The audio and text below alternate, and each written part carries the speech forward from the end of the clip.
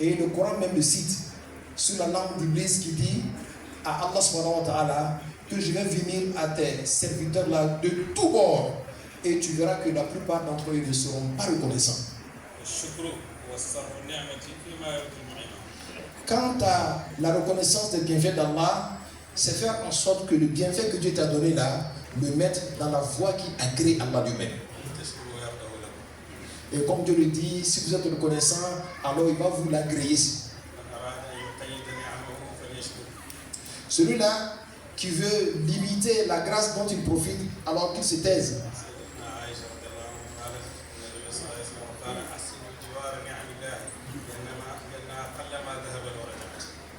Ahsinu. Ok, Sayyida Aïcha, notre mère disait à tous ceux qui veulent bien entendre, soyez des bons voisins vis-à-vis des grâces que Dieu vous a données. Sachez que la reconnaissance des bienfaits dans son essence, après avoir connu Allah subhanahu wa ta'ala, c'est continuer la marche vers Allah. Et ceci représente l'augmentation et la reconnaissance des bienfaits d'Allah après avoir connu Allah subhanahu wa ta'ala.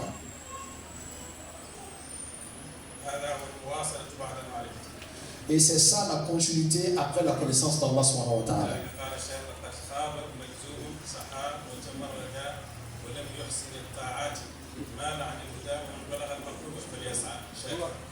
C'est ainsi que Baynes a dit que le Magzoub qui pense qu'il a atteint Allah subhanahu wa ta'ala et qui néglige les faridas, alors celui-là, il est devenu un rebelle.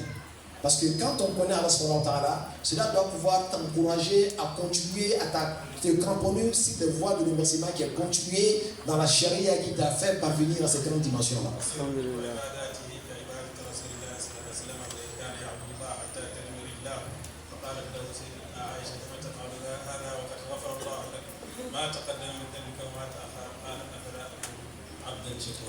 Et le serviteur et le voyageur vis-à-vis d'Allah subhanahu wa ta'ala, toutes ces actions seront semblables aux actions du prophète Mohammed sallallahu alayhi wa sallam.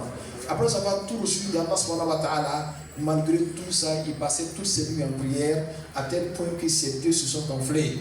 Et quand son épouse Aïssa lui posa la question, n'est-ce pas que Dieu t'a pardonné tous tes péchés? Il a répliqué en disant, ne serais-je pas un serviteur reconnaissant? Nous rendons grâce à Allah subhanahu wa ta'ala pour nous avoir donné le prophète Mohammed sallallahu alayhi wa sallam. Et nous le remercions également pour nous avoir donné Cheikh Ahmed Tijani. Et nous remercions ici Allah pour nous avoir donné Sahib al-Fayda que Cheikh Maulana Ibrahim Niass. Celui-là qui a hérité ces deux grandes valeurs, la Muhammadiyya et la Ahmadiyya.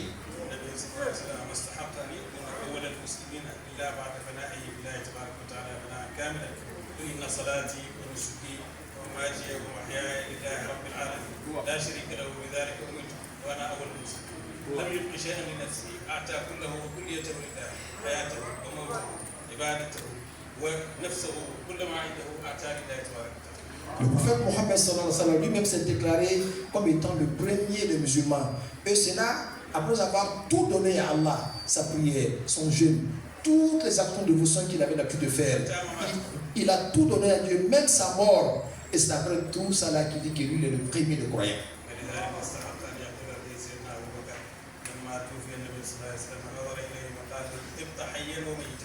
Et c'est ainsi que Sayyidina Abu Bakr, après le décès du prophète Mohammed sallallahu alayhi wa sallam, il a regardé la dépouille mortelle du prophète Mohammed et lui a dit, il dit que tu as été bon pendant ta vie, même après ta mort, tu as été bon. Et quand il dit que je suis le premier des musulmans, c'est un signe, un indicateur pour montrer qu'il est le khalife d'Allah subhanahu wa ta'ala.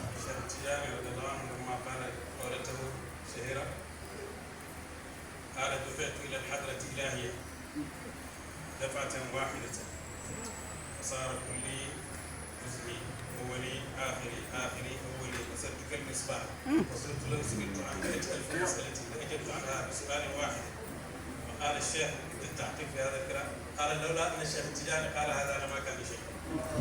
Et regardez bien cette grande parole que Cheikh Medjan avait dit, comme on avait l'habitude de vous dire, que j'ai été attiré par la présence d'Allah, de sorte j'ai vu que mon début est devenu ma fin est devenue mon commencement, ma partie est devenue mon entièreté est devenue ma partie, à tel point que si on me posait 100 millions de questions, à toutes ces questions, je donnerai une seule réponse. Baïnias, quand tu l'as entendu ça, il a répliqué, il a dit que n'eût été le fait que Cheikh Ahmadjan ait dit cela, moi Baïnias, je n'aurais jamais accepté d'être son disciple.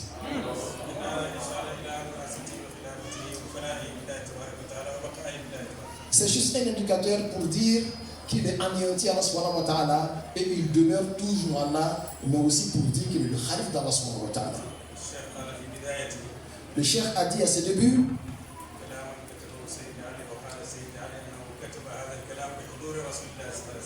une parole qu'il a écrite devant Sidi Ali Cissé. Et Sidi Ali Cissé dit que Cheikh Brahmani, cette parole, quand il a écrite,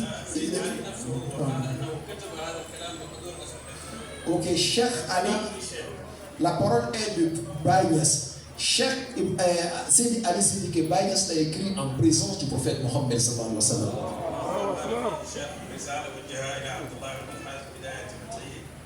Non? C'est une lettre qu'il avait adressée à Abdullah ibn al-Hajj. Vous le connaissez très bien.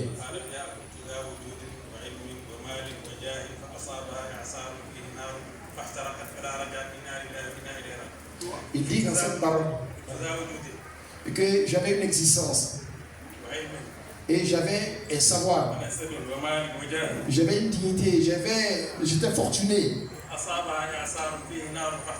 Alors il y a un vent qui a soufflé qui comportait le feu et qui l'a brûlé entièrement. Et je ne suis plus retourné à moi-même. Et il dit Inna lillahi wa inna ilayhi raji'un. Il dit qu'est-ce que cela veut dire? Il dit son existence est anéantie en Allah subhanahu wa ta'ala. Son savoir également.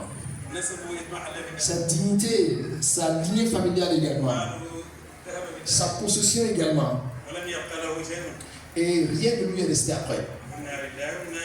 Donc, nous sommes de Dieu et à Dieu nous retournons. Et c'est ça le retour véritable à Allah subhanahu wa ta'ala.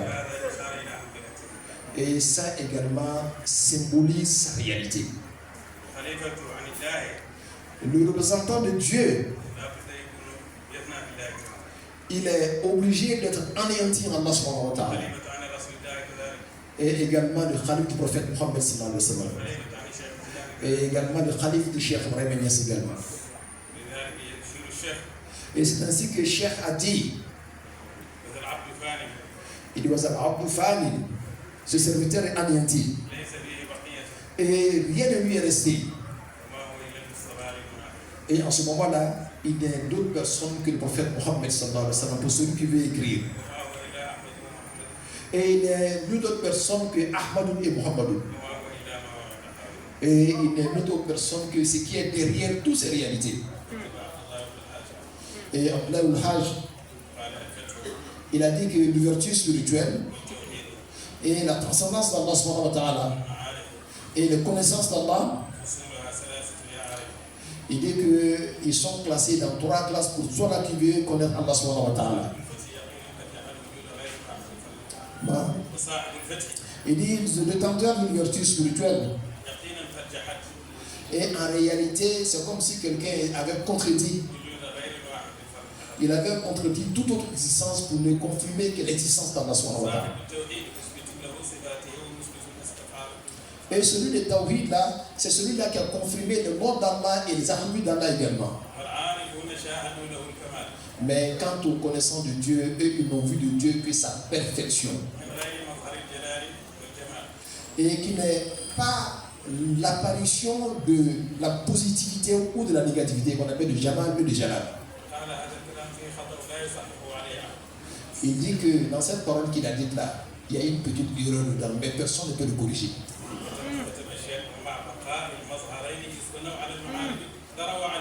Baïnias, quand il a écrit ça, là où Hajj, Baïnias a écrit en bas, il dit il dit que le fait que ces deux grandes visions-là subsistent,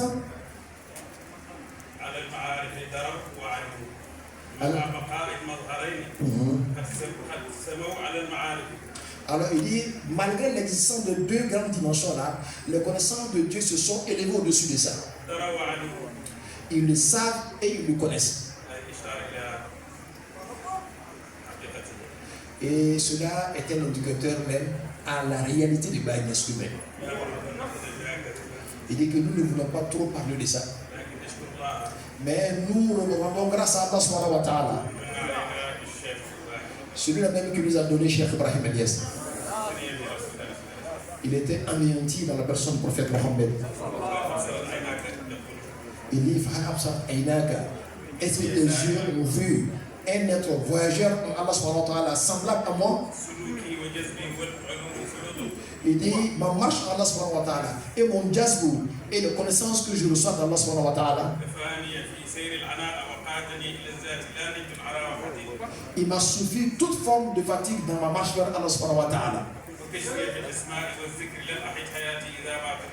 Il dit, les ouvertures que Dieu m'a faites dans l'évocation de Dieu et dans son nom de Dieu, durant toute ma vie, je n'ai pas vu de menstruer. Toute ma vie. Il dit, les menstrues des hommes de Dieu,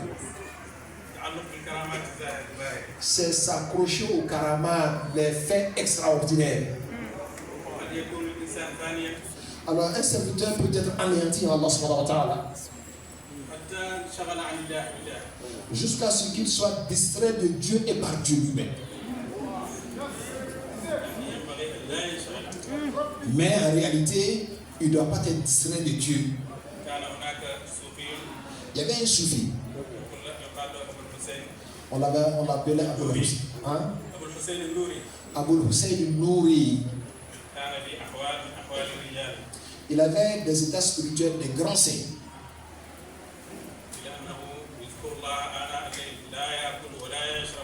Seulement qu'il passait toutes ses nuits et ses jours à invoquer Allah subhanahu wa ta'ala, il ne mangeait ni ne buvait.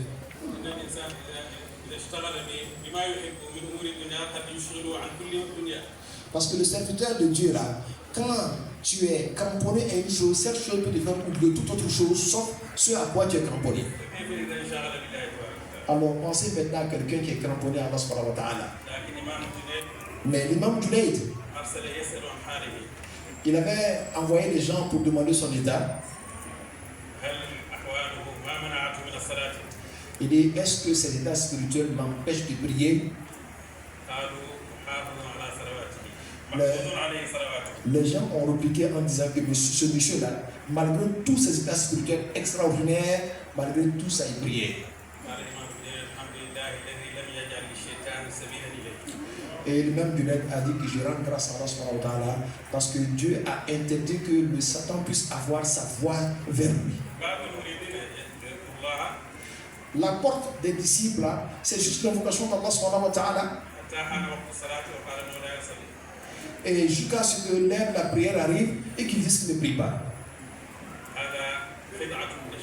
Il dit ça, c'est une ruse venant du shaitan. La perfection spirituelle, c'est le fait d'associer la charia, la tariqa et la hakika. C'est ainsi que Baïs dit qu'il y a toi le Matzouro, si tu n'empruntes pas la voie, alors tu es perdant. Et toi le salik, si tu n'as pas atteint le jazm qui est la connaissance de Dieu, alors toi aussi tu es voilé. Alors sache que l'homme parfait, c'est celui-là qui a réuni et a associé les deux, qui a associé les deux grandes dimensions là. C'est ainsi que nous aujourd'hui nous sommes très heureux pour le fait d'avoir des âmes semblables à cette zawiya là. La plupart de ceux qui sont ici sont des jeunes. Ils prient et ils invoquent Allah subhanahu wa ta'ala et ils jeûnent et ils font le pèlerinage et ils font la zakat et ils font la umrah et ils travaillent avec les hommes de dunya. Pourtant ils ne sont pas dans dunya. Les hommes de dunya vivent les jours de dunya et les hommes de Dieu vivent les jours de Dieu. Mais Dieu a dressé un mur entre les deux. Et chacun reçoit sa grâce de la partie où il est. Baye Niass a dit, il dit quand il voyait le prophète Mohammed sallallahu alayhi wa sallam.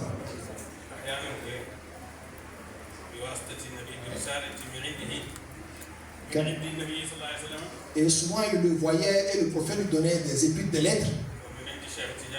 Et souvent à travers Cheikh Ahmed Tidiane. Ou bien à travers les deux la lettre envoyée. Et il disait dans cette lettre-là, Baye Niass, il dit retournez à Kossi. Et pourquoi Kossi? Et donc tu le sais très bien, la Faïda a commencé à Kossi. En ce moment-là, ils avaient tout oublié, sauf l'invocation du Dieu matin et soir.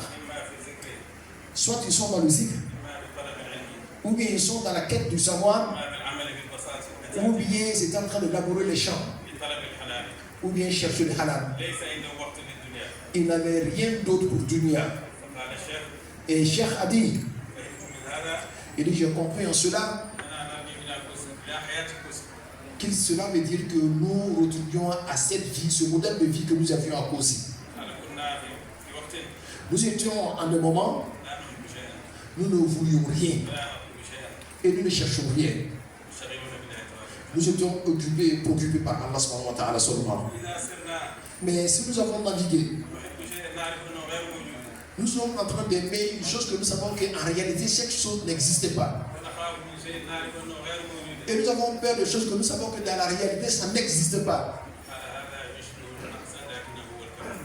Et cela demande qu'il y a ce qu'on appelle un axe de la diminution, mais en réalité, c'est ça même la perfection. Vous savez bien que la vie des compagnons était semblable à cela. Ceux qui nous ont décrits, on a dit que ces personnes-là, la nuit, c'était des ascètes. Et le jour, c'était des travailleurs. Celui-là qui s'occupe de faire des invocations d'Allah subhanahu wa ta'ala, et cela est une faveur pour lui. Et s'il a négligé sa vie de dunya, il se peut qu'il ne soit pas le bon modèle dont nous avons besoin aujourd'hui. Il doit être avec les hommes de dunya. Celui-là qui est instruit, donc qui travaille, qui fasse l'effort dans son travail. Celui-là qui sait, il doit fournir des efforts dans son savoir. Celui-là qui travaille, il doit faire l'effort dans ce travail. Alors, quand il aura réuni les deux pour pouvoir se cramponner à Allah subhanahu wa ta'ala, et c'est ça qui va représenter le serviteur digne et parfait. Si le serviteur connaît qui l'a créé, alors sa religion appartiendra à Allah subhanahu wa ta'ala. Et également son dunya aussi appartiendra à Allah subhanahu wa ta'ala. Et c'est ce que Cheikh Baye Niass fait de nous. C'est ainsi qu'il dit que la quête des disciples de Cheikh Ahmed Tidiane là est au-delà du dunya et au-delà de l'au-delà. Parce que leur quête en réalité n'est rien d'autre qu'Allah subhanahu wa ta'ala. Et dans cette vie-là, leur occupation, ils étaient occupés vis-à-vis d'Allah subhanahu wa ta'ala et pour Allah. Aussi pour la religion. De ce fait-là, toute leur tradition, toute leur habitude est devenue une dévotion vis-à-vis d'Allah subhanahu wa ta'ala. Nous prions Allah et nous le remercions, nous là qui nous a donné la chance d'avoir eu ce chèque-là. Il nous a donné aussi la chance d'invoquer Allah subhanahu wa ta'ala jusqu'à atteindre la réalisation. Et nous devons savoir que tout le bonheur dont nous avons aujourd'hui là est arrivé à partir de cette porte-là. Et ce que nous faisons n'est rien d'autre que l'application des conseils de Cheikh. Et il vous disait, je vous demande de vous cantonner aux invocations de la tariqa Tijaniyya. Et je vous demande également de parler très souvent de la faïda de la tariqa Tijaniya, laquelle faïda vous a permis de réaliser les vérités dans votre cœur, ou aussi de réaliser les connaissances d'Allah. Et ainsi, vous allez rendre grâce à Allah et vous allez le remercier. Je voudrais remercier tous ceux qui sont présents avec nous. Nous remercions Cheikh Omar. Nous remercions Cheikh Amin, Mohamed Amin. Et nous remercions tous ceux qui sont ici avec nous.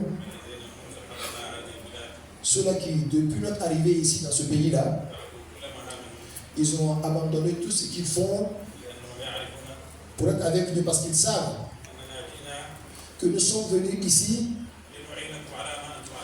pour pouvoir vous soutenir dans ce que vous êtes en train de faire, qui n'est rien d'autre que la khidma de la tariqa et la khidma de la religion et aussi le service pour l'humanité. Et nous prions Allah subhanahu wa ta'ala et que nous voyons des personnes pareilles à vous, plusieurs personnes comme vous, beaucoup, dans cette faïda-là. Le fait que le serviteur soit un disciple de la faïda, cela ne provient pas de sa ruse lui-même. Cela provient de la pure générosité d'Allah subhanahu wa ta'ala. Baïs disait qu'a obtenu ses vœux celui qui m'est venu au début ou celui qui est venu à la fin. Oh, tu as Dieu qui est le premier et qui est le dernier. Le simple fait de venir en retard là ne veut pas dire que tu ne peux pas obtenir aussi ce que tu veux dans cette faïda. La seule chose qui fatigue ici là, c'est seulement le manque de sincérité et de véridicité. Et aussi suivre des personnes qui ne sont pas dignes de cette religion.